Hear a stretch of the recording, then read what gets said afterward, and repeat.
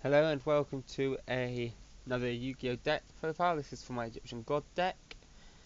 I run one copy of all three Egyptian God cards. There is Obelisk Tormentor, Scythe the Sky Dragon, and the Winged Dragon of Ra. What those cards do, I'll do it in the same order if I remember correctly. Obelisk Tormentor all three Egyptian gods anyway need 3 tributes. They are all the same level. Obelisk has 4,000 attack, 4,000 defense. Summons cannot be negated. I can send tribute 2 monsters to destroy all monsters my opponent controls. Cannot attack the turn it does that. That is Obelisk's effect.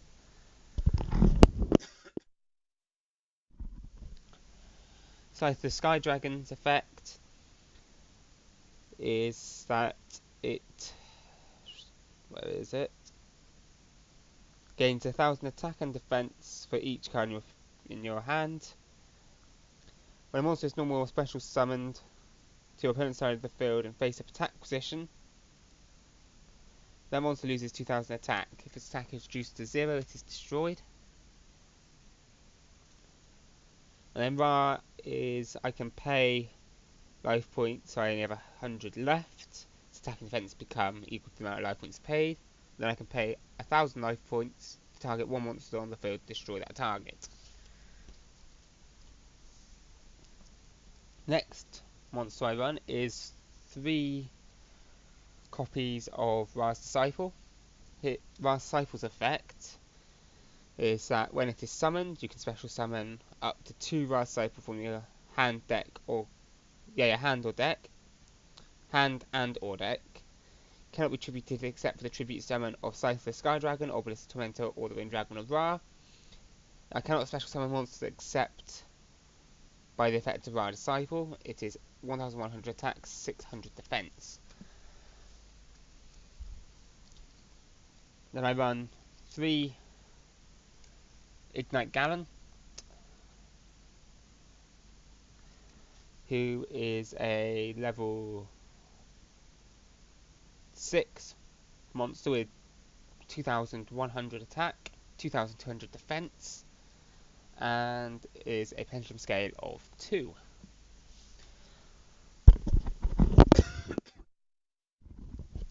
Then I run 3 Margrave, Ignite Margrave,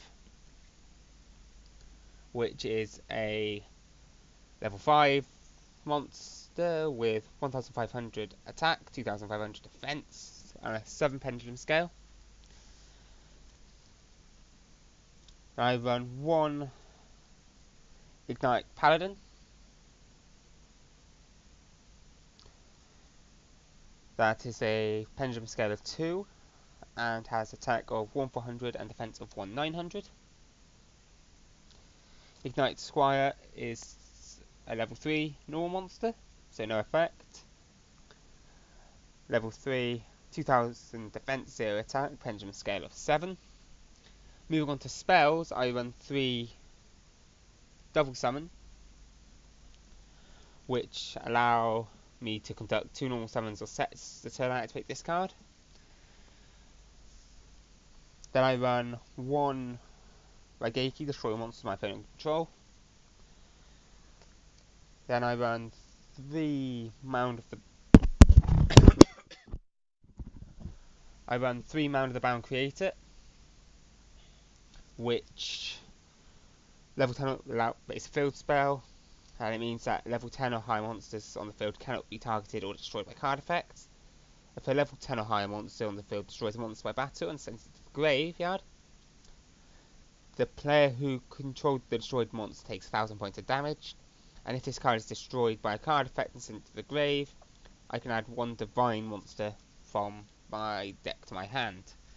The only divine monsters in this deck are the 3 Egyptian God cards, the Obelisk Tormentor, Scythe the Sky Dragon, and the Winged Dragon of Ra. I then run a single MST. I use that mostly for destroying a Mound of the Bound Creator if I have another one in my hand, and that's allowed me to add in another Egyptian God. I then run, let me check that none of these have been mixed up. Yeah, I run 1 terraforming, allows me to add a field spell to my hand. Then I run, for my traps, I run 2 Imperial Custom, which means that face-up continuous traps cannot be destroyed except for Imperial Custom. The reason I run that is because that this deck, as well as having Pendulum mechanic, has Trap Monster mechanics. And that's where it's getting into now. Traps I run 3 Statue of Anguish pattern. I can specialist card the effect monster with 2500 defense, 0 attack. Cannot be targeted by an opponent's card effect while you control another trap monster. Trap card that is a monster, so trap monster basically. If a card is special summoned from your spell and trap card zone to the monster zone, well, this card is a monster, you can target 1 card on the field, destroy it. You can use that to destroy any of your opponent's monsters or cards, or Mound of the Bound Creator if you need to add another Egyptian God card to your hand. I then run 3 copies of Tiki Soul. Tiki Soul is a monster when it's a trap, but also a monster when it is a monster. It has 1000 attack, 1800 defense. If another trap card you control that is a monster would be destroyed by your opponent's card effect, either by battle or by opponent's card, either by battle or by card effect, and sent to your graveyard, I can set it back in the spell and trap card zone. I'll go through all my trap monsters first. So I do run some cards that aren't trap monsters. I then run 3 Tiki Curse.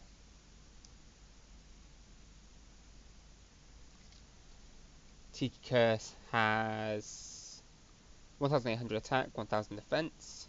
Still treated as a trap, like all trap monsters. An effect monster. If another trap card treated as a monster, battles an opponent's monster, destroy the opponent's monster after damage calculation. So basically it's a free way of destroying my opponent's cards. The last trap monster that I run is Abyss Stingray, and I run 3 copies of that. Abyss Stingray has 1900 attack, 0 defense, and it cannot be destroyed by battle. Then for the final 3 cards in this deck, so I run a 40 card deck, as most duelists will, I run 1 Mirror Force, destroys all attack position monsters my opponent controls if a monster declares an attack.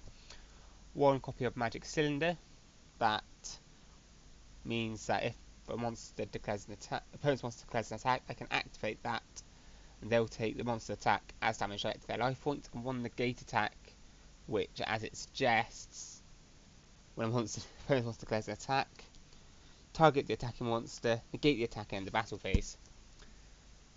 So that is my Egyptian God deck profile. Should we see how well it gets on in YGA Pro?